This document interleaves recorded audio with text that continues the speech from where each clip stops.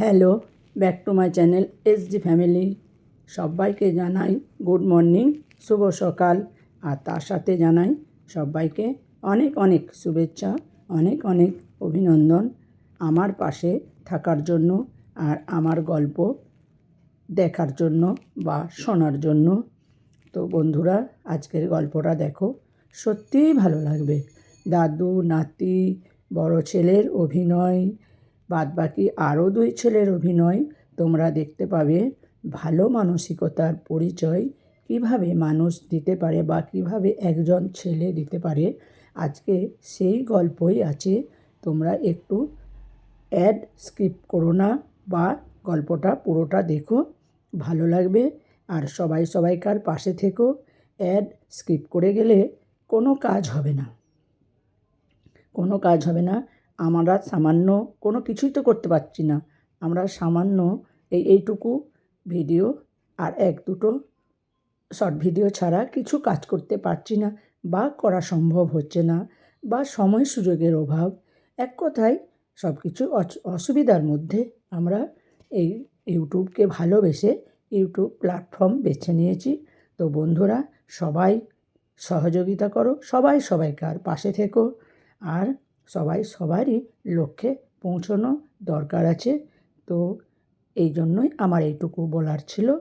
তো তোমরা ঠিক ভালো বন্ধু হয়ে, ভালো বোন, ভালো বন্ধু, ভালো দিদি, সবাই সবাইকার পাশে থেকো। তাহলে দেখবে একদিন সবাই আমরা লক্ষ্যে পৌঁছাতে পারবো। এতদিন তোমরা যে সহযোগিতা আমাকে করেছো, পরবর্তীকালেও আরও সহযোগিতা তোমাদের কাছে পেতে চাই। তো বন্ধুরা, কিচ্ছু মনে করো না, এই অ্যাড স্কিপ করার কথা বললাম বলে। তো মানুষ সময় অভাবে তো অ্যাড স্কিপ করে দেয়, তো সেই জন্যই বললাম। আমি কিন্তু কারো কোনো দিন অ্যাড স্কিপ করা বা লাইভে আইডি রেখে অফ করে দেওয়া এগুলো করিও না বা পছন্দও করি না। তো তাই আজকে তোমাদের গল্পের আগে এইটুকু আমার বলার ছিল, বললাম। তো চলো, আজকের গল্পে কি আছে। নাতি, দাদু, বাবা। দাদু তখন বিছানায় শয্যাশায়ী। মারা যাওয়ার মাস 2 আগেই দাদু তার সম্পত্তি ভাগ করে দিলেন তার 3 ছেলের মধ্যে। এই 3 ছেলের মধ্যে আমার বাবা ছিলেন সব থেকে বড়। সম্পত্তি বলতে দাদুর 5 বিঘা জমি। এই 5 বিঘে জমির মধ্যে ছোট কাকাকে দিয়েছিলেন 2 বিঘা, মেজ কাকাকে 2 বিঘা, আর আমার বাবাকে দিলেন মাত্র 1 বিঘা। দাদুর এই অসম ভাগ বন্টন আমার বাবা মেনেই নিয়েছিলেন। কোনো রকম কোনো প্রতিবাদ তো করেনি, বরং হাসি মুখেই গ্রহণ করেছিলেন। বাবার বিশ্বাস ছিল দাদু কোনো ভুল কাজ করতেই পারেন না। দাদু মারা যাওয়ার বছর খানেক আগে থেকেই বাড়িতে একটা ঝামেলা চলছিল। সংসারে খুঁটিনাটি বিষয় নিয়ে নানা অশান্তি লেগে থাকতো প্রায় দিনই। তারপর সম্পত্তি নিজেদের নামে লিখে দেওয়ার জন্য আমার 2 কাকা দাদুকে বলতেন, বাবা তুমি বেঁচে থাকতেই সম্পত্তি ভাগ করে দিয়ে যাও, আমাদের 2 ভাইকে সম্পত্তি বেশি দিতে হবে, কারণ দাদা ভালো চাকরি করে, তাই দাদাকে কম দিলেও চলবে। একান্নবর্তী পরিবার ভেঙে 2 কাকাই চাইছিলেন আলাদা আলাদা থাকতে, কিন্তু দাদু বলেছিলেন, আমি যতদিন বেঁচে আছি ততদিন একসঙ্গেই থাকতে হবে, কোনোভাবেই আলাদা খাওয়া যাবে না, অন্তত এই বাড়িতে থেকে সেটা চলবে না।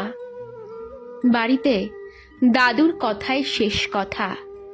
দাদুর মুখের ওপর কেউ কথা বলার সাহস পেত না। আমার বাবা ছিলেন একেবারেই নিরীহ শান্তশিষ্ট মানুষ। কোনো দিন দাদুর কথার ওপর কোনো কথাই বলেননি।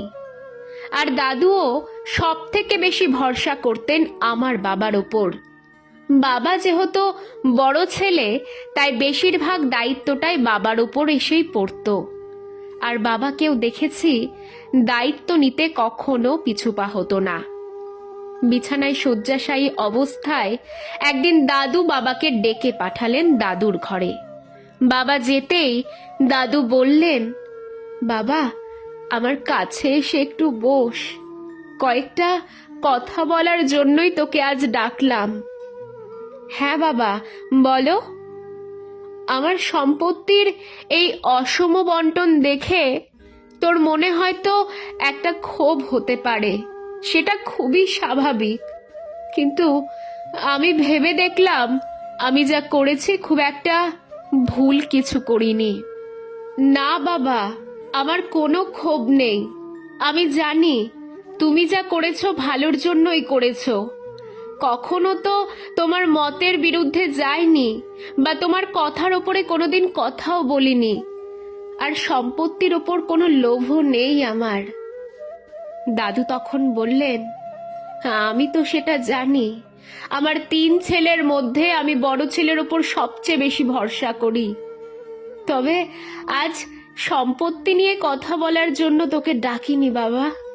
যেটা বলার সেটা হলো, আমার ভরসা যেহেতু তোর ওপর, তাই তোর মায়ের দায়িত্ব তোর ওপরেই দিতে চাই। তোর কাছে তোর মা থাকলে আমি অন্তত মরেও শান্তি পাবো। 1 বিঘা জমি কম দিলাম ঠিকই, কিন্তু সব থেকে বড় সম্পত্তি তোর কাছে দিয়ে গেলাম। তোর মা তোর কাছে এই বাড়িতেই থাকবে। আমার দিন তো শেষ হয়ে গেল, তাই মাকে যত্ন করিস বাবা। বাবা শুনে বললেন, তুমি সে নিয়ে ভেবো না বাবা, মা আমার কাছে অতি যত্নেই থাকবে। দাদু মারা যাবার পর পুরো সংসারটাই ভেঙে গেল।